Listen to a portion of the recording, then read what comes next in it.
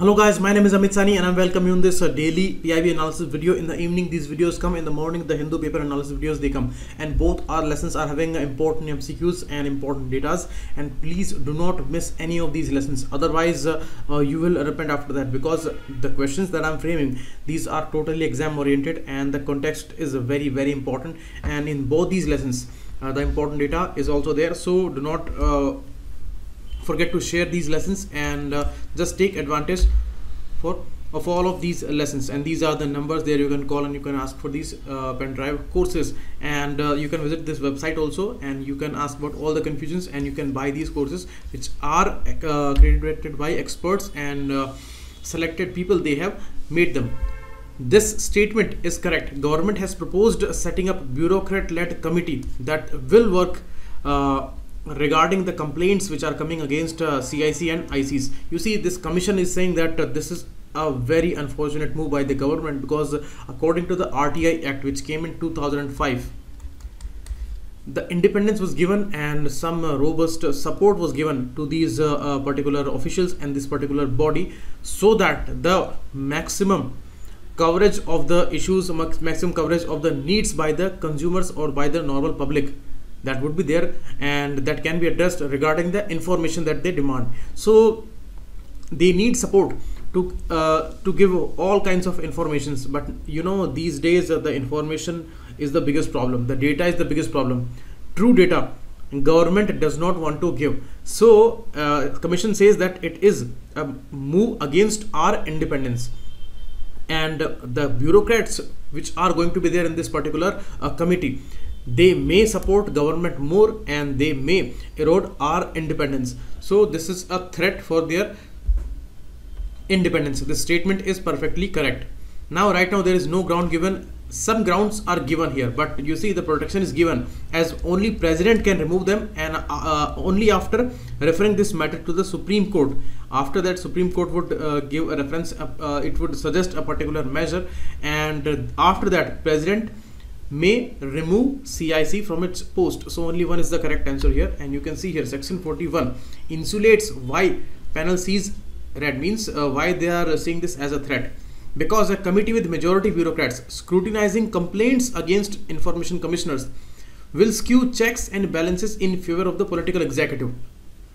This thing was reported in Indian Express, and it said that according to 14(1), RTI Act insulates them, saying they can be removed only by the president after the Supreme Court on a presidential reference has on inquiry called for the removal. So these are the things and the grounds which are given here: misbehavior or incapacity, and only after Supreme Court supports this, and adjudged insolvent and paid employment outside this job, and infirmity of mind or body, or such financial or other interest that somebody is behaving in a biased manner. If these kind of conditions are there, then Supreme Court may support this and it can refer this matter to the president, that you can remove that person.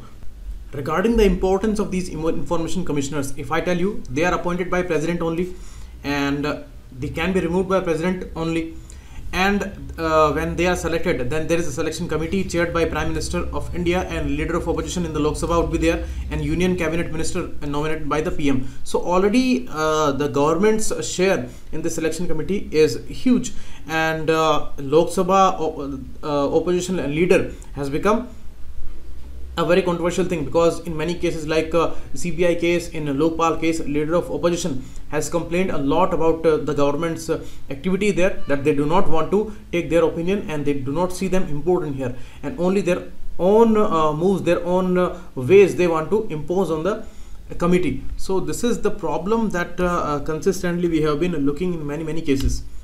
Next question: core industries. Electricity is a core industry, fertilizer is a core industry, steel is a core industry, textile is not the core industry. Means the economy is based on some industries which are having much more importance.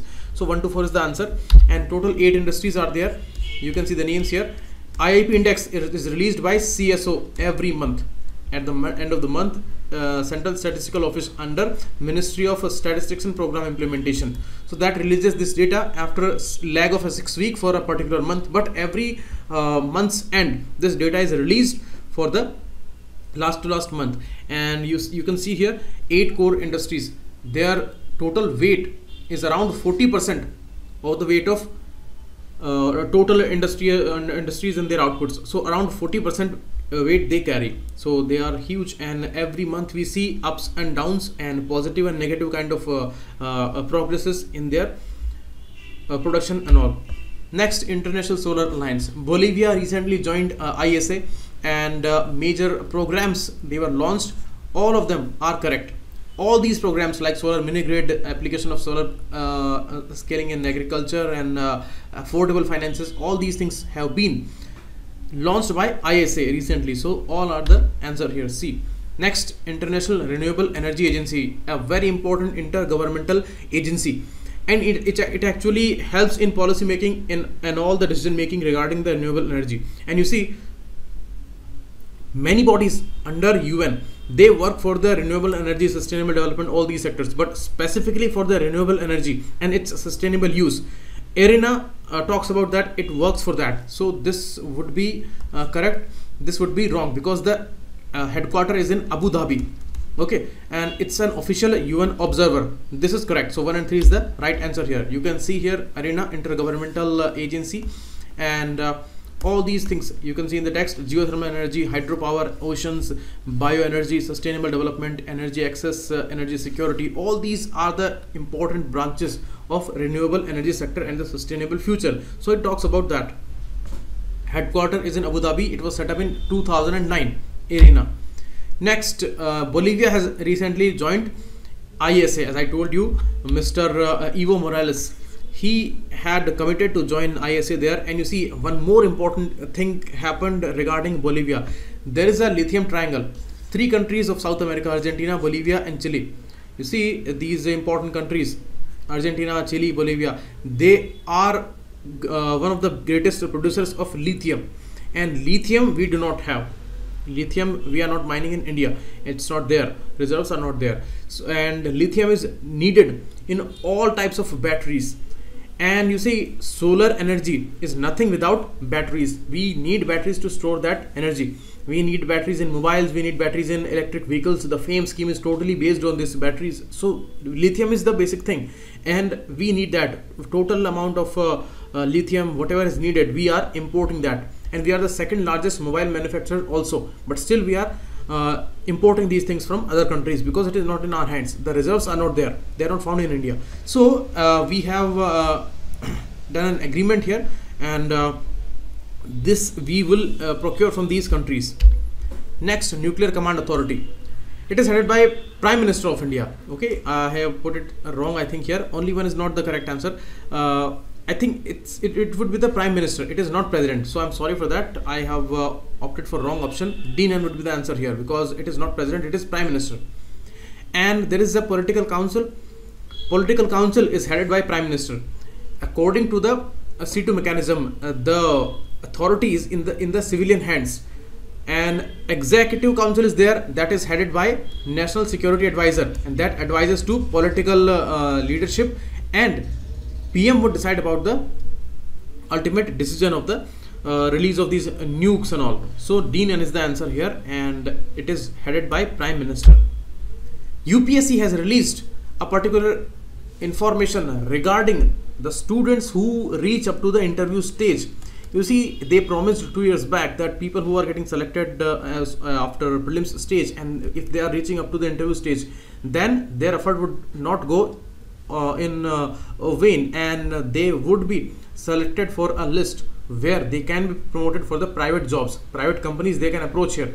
And you see, Department of Labor and Employment that started, Ministry of Labor and Employment that started an NCS portal, National Career Service. It was asked in prelims 2017. In 16 November they started this, and according to it, they have done collaborations with many companies like Monster Jobs, Naukri.com, and all other important companies which are demanding CVs from the students, and they are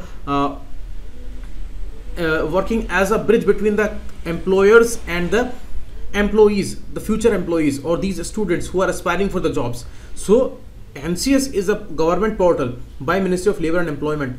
that actually connects students with the employers. So all these companies, they are available here, and on this portal students can see their marks and their name in the list.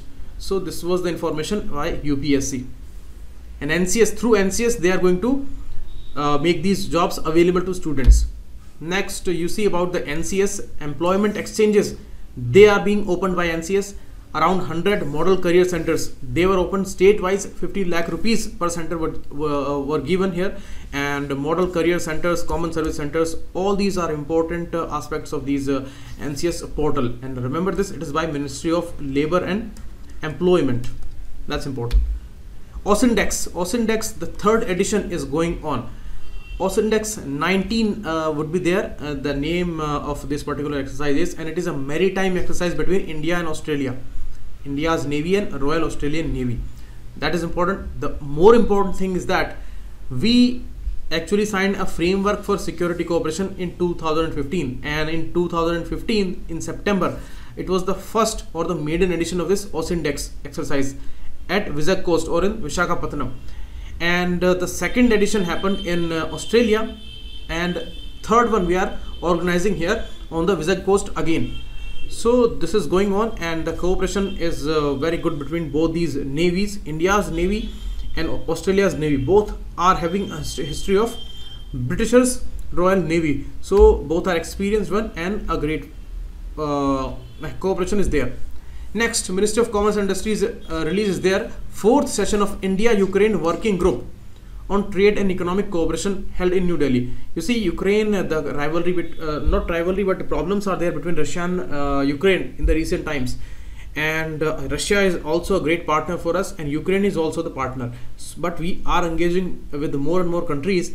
Although the trade between both these countries is not huge, but we are demanding for a greater cooperation, and Ukraine is reciprocating here. So this data is given on the PIB website.